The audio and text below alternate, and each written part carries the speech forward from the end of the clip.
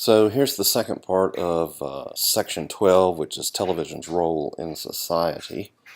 And if you remember, we ended with Schiller's myth of unchanging human nature, which was his third myth. So we move now to the fourth myth, which is the myth of the absence of social conflict.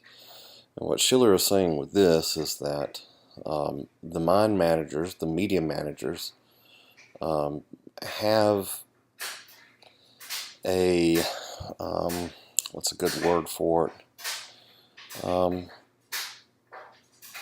They want to convey that there's no social conflict. I'm sorry, I'm losing the word for it right now, but it's to their benefit. That's what I mean.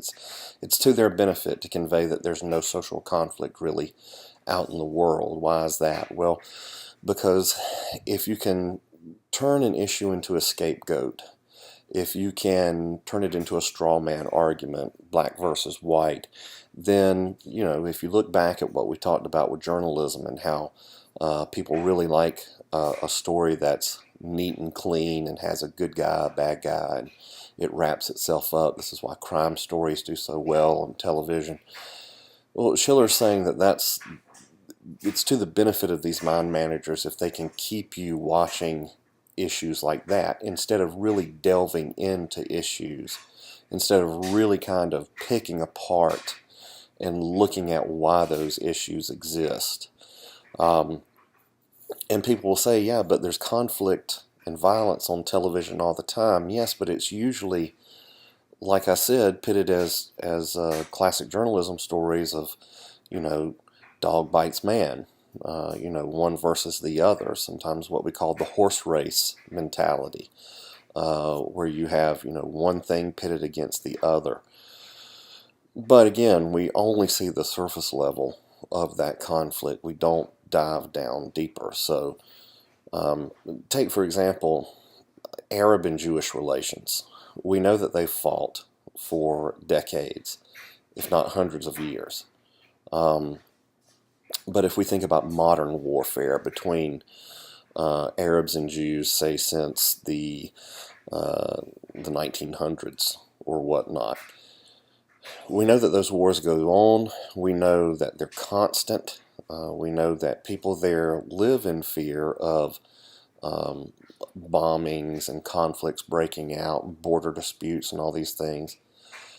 And even if you look at politicians, it seems like we've kind of tried to categorize politicians as to whether they're pro-Israel or anti-Israel.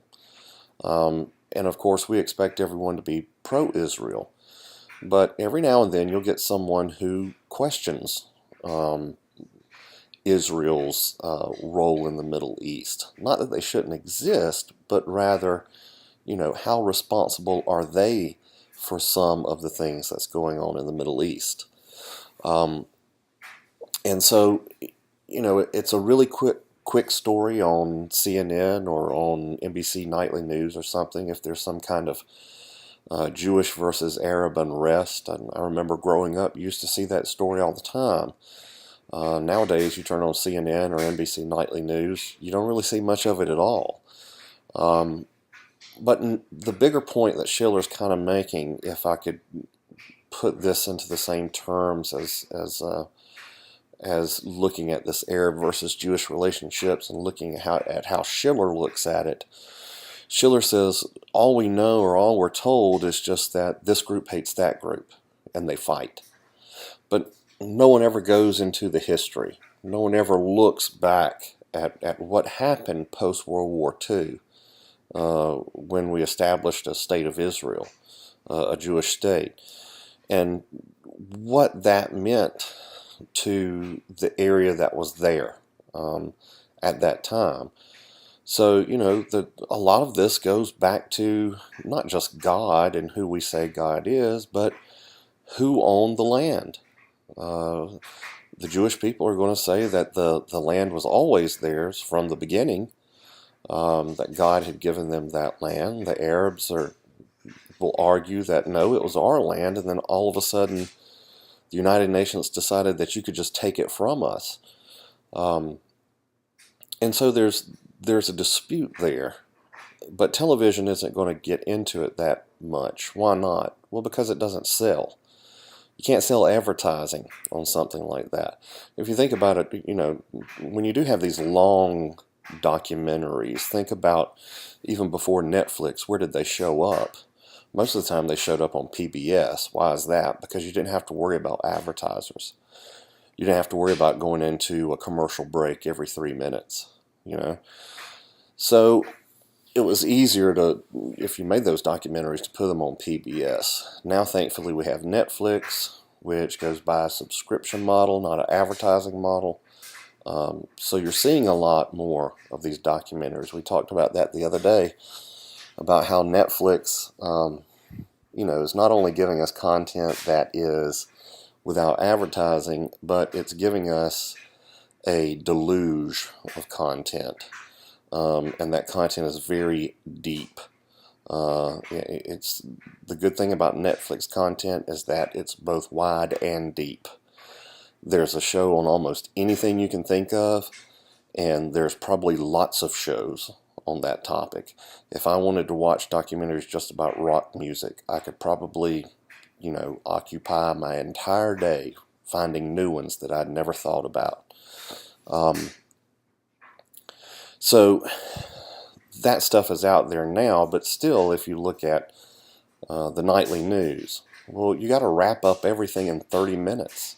How much can you say about deep conflict? How much time can you spend on why poverty exists in America? Why race and sex is still such deep, deep issues for us. Schiller says that you avoid the deeper conflict. You don't look at the social conflict. You just talk about it on the surface level. And I have here you just comment on the surface like it's an after-school special.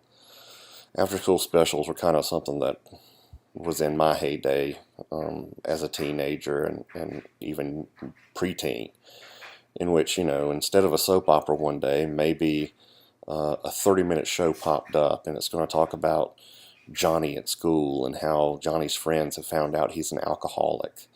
And, we wrap that story up real nice and tight in 30 minutes.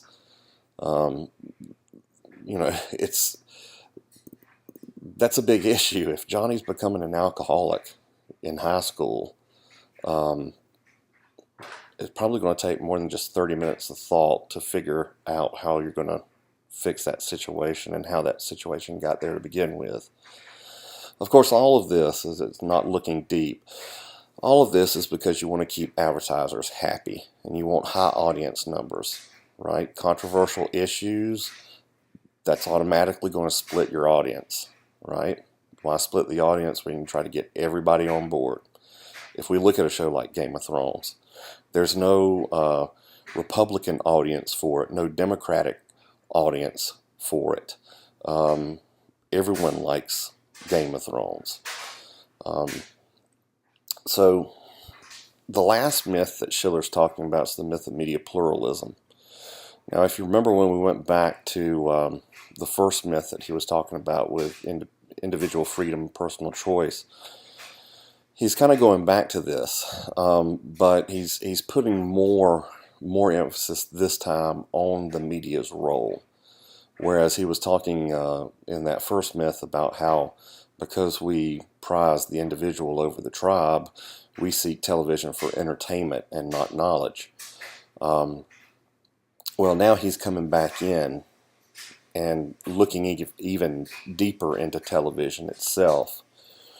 And what Schiller is saying here is that choice is really unattainable in any real sense if you don't have diversity, right? So we just talked about Netflix and the documentaries on there.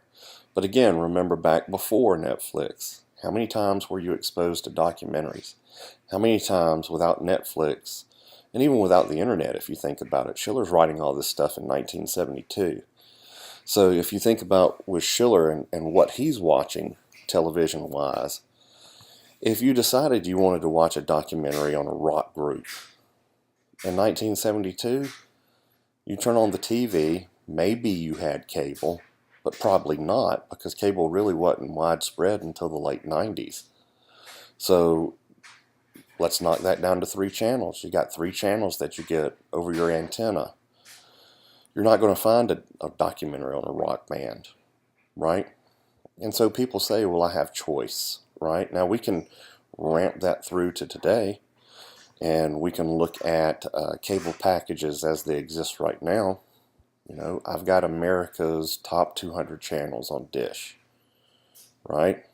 Now a good 60 or 70 of those are music channels, right? So leaves me over probably 100 different channels of actual content, right? And if you think about it outright, that seems like a lot. If you think about that really hard, you start to realize 100 channels, and there's only really a handful, maybe 2 handfuls of things that I really like to watch on TV.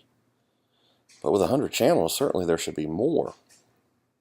And this is what Schiller's getting at. It's just because you have a lot of stuff doesn't mean that your stuff is diverse. So if you look at reality shows, they all follow the same formula. They're all basically doing the same thing. One group against another group, or one person against another person, and they compete until someone gets eliminated, and then eventually we get a winner. Or it's like the Kardashians, we just watch people do what they do. I mean, that the Kardashians, the plot of that is no different than Real Housewives or any other show where it's not a competition reality show, but rather you're just watching someone's life. But how really different is that? And if you think about television, whenever you have something that does well in terms of a show, you're immediately going to get about 5 other shows that are trying to copy off that. Right now, NBC's trying to sell a show called Rise that really just looks like Glee, except it's more of a drama than it is a dramedy or a comedy. And the tagline in the commercial for it is, if you like This Is Us, then watch Rise. But it seems like it's just a formula that they're adapting to give you a show. So people think, well, wow, I have 180 channels, I have 100 channels of content, I have all this stuff. But how much real diversity of programming are you getting? You know, think about the shows that you do watch and how many countless other shows there are that are direct competitors. And like I was saying, where you have, and these reality-based channels really do the best job of this in terms of repeating the same formula. Think about Food Network and how all the cooking shows, especially the cooking competition shows, basically run off the same format. How all the home fix-it shows basically run off the same format. How if you have a Flip This House, you'll probably have another show called Flip That House, or House Flippers, or Zombie House Flipping, which I've seen lately, which just means you take a real dump and change it. But it's all the same formula. So how is that diverse, is what Schiller's saying. Just because they give you more doesn't mean that it's diverse. So that kind of wraps us talking about Schiller. And I said Schiller's kind of a negative Nancy when it comes to television. The flip side of that, I said there's 2 perspectives. One, that television is a negative force for society. The other perspective is that television is a positive force. And so probably one of the champions of that argument is a guy who's still around named Horace Newcomb. He actually taught at Georgia when I was a grad student there. He directed the Peabody Awards, which we can talk about that in class, but it's basically an award that is given to television, radio, and internet and it awards them for their excellence of content. Okay, so it's not like the Emmys where it's awarding best actor, best screenplay, best score, best editing, best sound. It's looking at the total package, and what it's really doing is awarding that thing because it's viewed as making a positive impact on society. So, or at least getting society to think about things. So you run the whole gamut with those shows. You're going to have documentaries, you're going to have fictional dramas, you're going to have comedies, right? So, I mean, you can have winning a Peabody Award, you can have Downton Abbey win one, and then on the flip side, you can have the Boondocks cartoon won a Peabody. South Park won a Peabody. The Daily Show and Colbert Show at one point had won Peabodys. So it's just recognizing the broadcast submission, whether it be, again, radio, television, or internet. It's awarding that thing for excellence. And it's not like Newcomb is the only one making that decision. In fact, for the most part, he's not. There's a rigorous set of hurdles that each of those things have to go through. For example, one year I was a judge for the radio division. And the way that it works is you have students, undergrad students, that look at the shows and they make a cut. Graduate students and some untenured professors usually, or non-tenured professors, maybe instructors, they'll do a second cut. Then the professors themselves will do a third cut. Then it usually goes to a board of a committee that everyone on that Peabody committee has a long history with television. So when you win a Peabody, your show has really been scrutinized. It's really, people think, well, did South Park get lucky? There's no getting lucky with a Peabody Award. You have to have a great many number of people agreeing that your show or your broadcast, your website, truly served a positive impact on society. That's not to say that the whole of South Park, kind of gets that recognition. They're looking at individual shows, usually. He wrote a book, Newcomb did, called Television Studies, The Critical View, which is an edited book that is, it's very thick and filled with essays from some of the top scholars in television studies. And again, the name of that book is Television, The Critical View. It's a very well-known book. So, if I say that Newcomb is kind of a champion for television, why? Right? What's his argument? His argument is that he thinks sometimes people are so focused on finding the meaning behind a particular show or story that they're trying to delve so quick into analyzing the narrative that they forget that there's multiple narratives going on, but also there's multiple functions that that show or the television itself is serving to a person. Newcomb was really big on not just talking about shows, but talking about television as an industry and talking about television as an object. One of the books that we had to read for him was it was about how television in the 50s, 60s, 70s, and even going up to my childhood, in the 80s, television was seen as a piece of furniture, right? And it occupied a place of significance.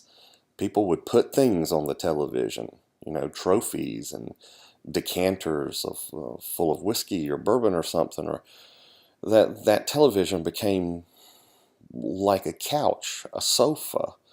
It was a mainstay in a house.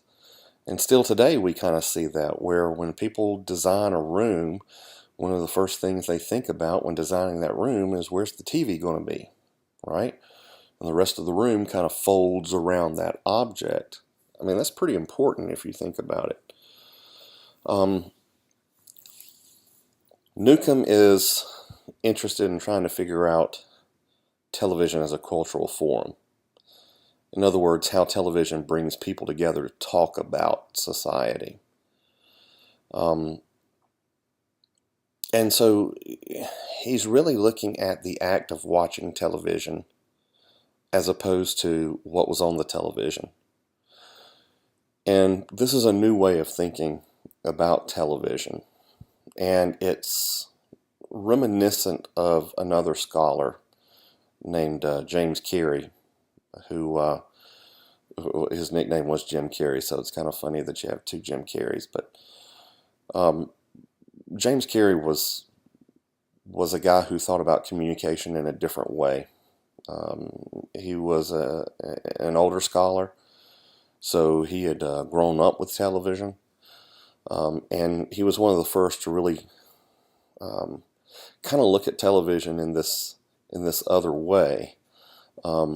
But he had already been talking about communication in another way. What I mean by this is, for a long time, people talked about communication, and we can even apply it to television. They treated it as a transportation of a message, right? That the media, whether it be a TV or radio, whether it's you just talking to the public, that communication was seen as transporting something. I've got a message, I want to give it to you. Kind of harkens back to the hypodermic needle theory that we were talking about. This very transportation-based model. What happened when Carey came around was Carey said, yes, communication is a transportation method, but it's also a model of ritual. It's also an examination of how society operates. Now, let me explain that a little bit more. One of my explanations that I use behind this is to say, if you think about why people go to church today, it's very puzzling, right? Just if you look at it on the surface. Because I can turn on my television and I've got 10 religion channels. There's even one that's a Catholic channel that actually shows you Mass, right? But even we see Joel Osteen or other televangelists on there having church, right? Having a worship service. So if I can turn my TV on and I can look at that, they're going to sing on that show. They're going to pray on that show. The preacher's going to give a sermon on that show. They're even going to tell you, where to send the money. They'll give you a phone number, or they'll give you a website. So why leave my house if I'm a religious person? Why ever go to an actual church building? I can do the exact same thing from the comfort of my sofa.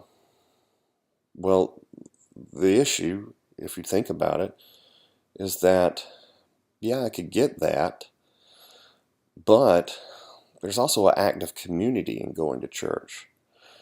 There's an aspect of doing all those things that we just talked about, but doing them with other people in the same room as you. In other words, it's a return to the tribe. It's a return to the community. And it's a ritual. It very much is a ritual. But there's something comforting about ritual. There's something that centers your soul because you partake in a ritual, right? I think sometimes that's why we've seen this swell in interdenominational worship that has occurred, where you have these non-denominational churches, rather. And how for a long time there was a swell in that. But now if you look at the statistics, it appears that there is a return to the denominations. It appears that there's people who left the Baptist church are going back, or people who left the Catholic church are going back. I think that's because of ritual, because they grew up with certain rituals, And yeah, they got bored of those rituals and they tried to find new rituals, but those new rituals just didn't satisfy them like they had in the past. Ritual is also a very nostalgic thing. So they want to recapture that. They want to return to the tribe, go back to the family, right? And having that ritual kind of shows us something about our own shared beliefs, and it validates those shared beliefs, right? It keeps you in check. So what does this have to do? Well, James Carey was saying that's the function of communication. That when you go to church, communication is all around you. That communication is a ritual. It's not necessarily about getting the message. Again, you could get that on a webcast. You could get that on television. What you want is you want the ritual of communication. And we see these rituals of communication all the time. If you think about growing up and sitting around the dinner table and everybody talking about their day, that's a ritualistic aspect, right? Or sitting around and talking, as you're sitting on the couch or watching TV, you're talking about what happened that day. That's a ritual aspect, right?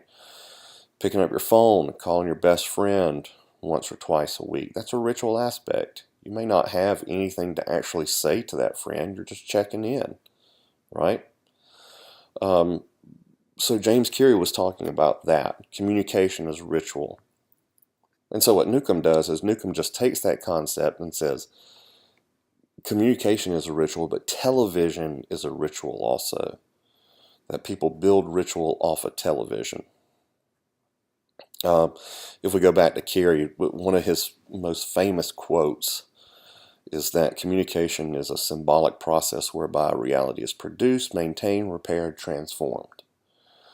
So if you think about the words that he uses there, he's taking you through the entire process of your life. When he says whereby reality, what he just means is your knowledge of the world. So we have this knowledge of the world through communication. The way we know our world is because communication tells us what's going on in the world. So if you think about reality, let's just say events, world events. It tells us world events that are being produced, world events that are serving to maintain the status quo. It tells us about events that are taking place to repair some kind of dysfunction in society. And when we're ready, communication helps us transform that society. And so Carey sees this ritual act of communication as a process. Communication is a process rather than a product. What I tell you sometimes is not as important as the fact that I'm actually taking time to tell you something, right? Newcomb takes that then and says, okay, well, if that's true, if sometimes transportation doesn't matter as much as ritual, then any kind of TV text really could act as a forum in which we discuss important cultural topics, right? So even if you have what people will call a mindless show where guys are just shooting each other, it's like a crime drama, that can actually spear bigger discussions. You know, look at how every time there's a school shooting, people bring up video games. And they don't necessarily bring up any one particular video game. There's a few that they like to hate on. But they tend to just lump it all together and say, well, violent video games do this. You know, so they're using video games as a forum to discuss topics. The cultural topic may be violence in America.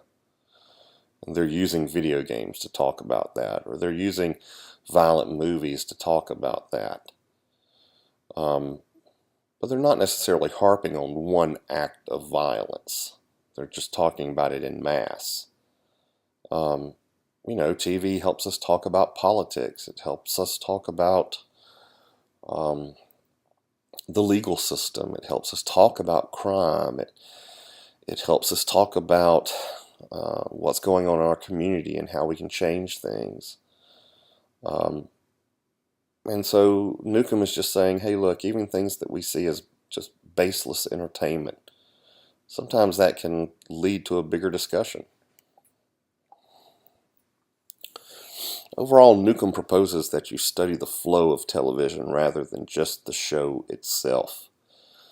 Because of this, he would often suggest to people that, when you're talking about television, talk about it in terms of large strips, right? So talk about it in terms of when you sit down and watch 2 or 3 shows together, what it means to group those shows together, what it means. And when I took class from Newcomb, we didn't have Netflix, but I'm sure he would have loved to talk about Netflix, because you can do exactly what he has always suggested. You can binge watch. And that's what he likes people to talk about, is the over time watching of television, right? How the act of television watching changes, how people treat television, right? So if I think about how my parents used to watch TV, they would never have something just running in the background just to have something running in the background. They were watching a show, and they were paying attention for the most part. Whereas today, we just kind of leave a TV on in the background. We have some kind of video content. Newcomb's kind of getting at that kind of stuff too. How do we watch television? What do we pay attention to? What do we focus on? Right? So he suggests that audiences appear to make meaning from television by selecting that which touches experience and personal history.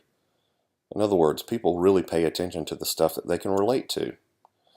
If it touches on some experience they've had in the past, something about their history, if a show has something that kind of reminds them of themselves, those are the shows that usually last. Those are the shows that audiences tend to put on a pedestal, right? Why does This Is Us do so well? Because it reminds people of their own struggles growing up. It's not hyper sensationalized. It's not hyper violent. It's not, well, I say it's not hyper emotional, but it's a pretty taxing show emotionally. I highly suggest you watch it if you haven't. It's very well written. But people watch that show because they see something in themselves when they watch the show. They relate. It touches them personally, right? Newcomb believes that the raising of questions is as important as the answering of them. A lot of times when we talk about transportation models of communication, we're interested in an effect. We're interested in a result. Did this show do X? Did it make you feel X? And Newcomb's really about saying, maybe a show just raises a question to you. Maybe it just makes you stop and think for a second about what your own values are. And he likes that, as opposed to, just getting a transportation answer from watching a show. He enjoys that there's some kind of self-examination in television. And he thinks that audiences should be introduced to these social issues, regardless of whether anyone's going to find an answer to them. If we look at something like that, like gun ownership and school shootings, we see it all the time, where people want to reduce it down to a should we ban guns or not. And Newcomb would say shows that talk about school shootings, even news programs and all that, It doesn't so much matter as to how we want to make a decision, or rather, whether we decide we're going to ban guns or not. Newcomb's interested that we're having the discussion to begin with, and that even though we're kind of focused on this one issue of, let's say, automatic weapons and who should have access to them, Newcomb would say it's bigger than that. The audience is trying to struggle with, what does the Second Amendment really mean? Does our right to have a gun really mean that we're expected to have a gun? Or should we even hold that Second Amendment as valid, 200 and something years after the Second Amendment was written? So he sees things like race and understands that we're never going to solve America's greatest sin, which was slavery and racism. But he says we need to keep asking questions about it, and we do need to keep looking into it. A lot of people say, well, a lot of this race stuff would just go away if we stopped talking about it all the time. Newcomb would disagree. In fact, he would say that it needs to be brought up time and time and time and time again. Even if it does seem like something's rehashing itself, it's rehashing itself because it's still a problem. So that is the end of the lecture. Thank you for paying attention, and I will see you in class.